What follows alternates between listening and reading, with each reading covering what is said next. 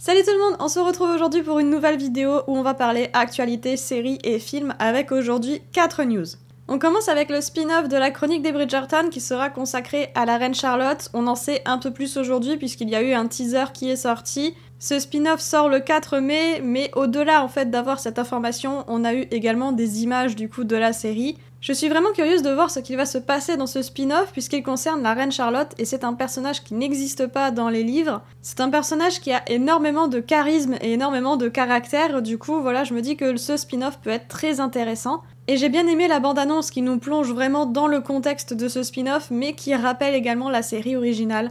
Du coup, voilà, j'ai hâte de voir cette nouvelle série, donc ce spin-off, le 4 mai. Cette annonce est celle qui m'a le plus hypé cette semaine, il s'agit du film The Last Kingdom. Pour être honnête, j'avais totalement oublié qu'un film était en préparation, donc il s'agit du film qui va clôturer la série. Au moment où je tourne cette vidéo, il n'y a pas de trailer, pas de teaser, pas de bande-annonce, pas de tout ce que vous voulez. Il y a juste 4 photos inédites qui montrent un peu du coup le film. Et surtout une date de sortie le 14 avril.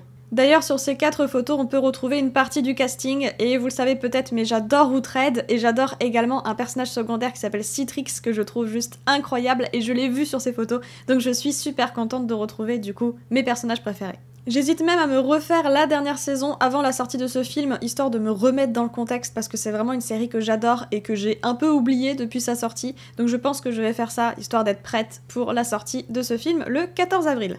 Le film Teen Wolf ainsi que la série Wolfpack, donc film et série que j'attendais avec impatience, qui était disponible depuis quelques semaines sur Paramount+, mais pas en France, débarque en France le 23 février. Donc il sera maintenant possible de les voir sur la plateforme en étant en France, ce qui n'était pas le cas puisque pour voir cette série et ce film, il fallait un VPN. Je n'en ai pas, donc du coup j'ai attendu en fait qu'ils arrivent en France. Seulement, petite info également, c'est qu'ils seront disponibles uniquement en sous-titré français et non en voix française. Les voix françaises arriveront a priori en juin. Alors déjà, j'ai été très triste qu'il ne soit pas disponible sur Paramount Plus en France, donc là je suis contente que cette série et ce film arrivent, même si je trouve ça dommage de l'avoir après, mais c'est comme ça.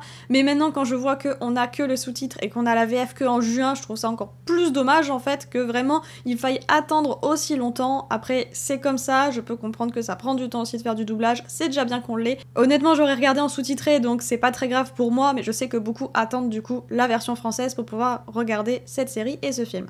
J'ai vu énormément d'avis négatifs sur le film Teen Wolf, du coup j'ai un peu peur d'être déçue, on verra bien. Et concernant la série Wolfpack, je n'ai même pas vu d'avis sur cette série, du coup je ne sais absolument pas à quoi m'attendre, mais voilà, j'aurai la surprise très bientôt. Et pour terminer, le trailer de You saison 4 partie 2 vient de sortir, je vous laisse aller voir ce trailer si ça vous intéresse, en tout cas je viens de le regarder et honnêtement je ne sais absolument pas quoi en penser. Avant de voir ce trailer, je me suis dit que de toute manière, par curiosité, je regarderais la partie 2 de cette saison 4. Mais c'est vrai qu'en ayant vu ce trailer, j'ai peut-être un peu plus la hype, un peu plus de la curiosité de voir la suite, un peu plus l'intérêt. C'est peut-être aussi parce que j'espère beaucoup retrouver Joe des 3 premières saisons et non le Joe qu'on a vu dans la partie 1 de cette saison 4. C'est peut-être ça qui fait que j'ai encore plus envie de voir cette partie 2. J'ai l'impression que dans ce trailer, c'est un peu le cas, mais j'ai peur que ce soit moi qui me fasse des idées. En tout cas, la partie 2 sort le 9 mars et je compte bien la regarder et vous en donner mon avis. Voilà, cette vidéo est maintenant terminée, j'espère qu'elle vous a plu. N'hésitez pas comme d'habitude à mettre un petit pouce bleu, ça aide énormément la chaîne, à vous abonner et à laisser un commentaire. Et sur ce, on se retrouve très prochainement pour une autre vidéo. Ciao!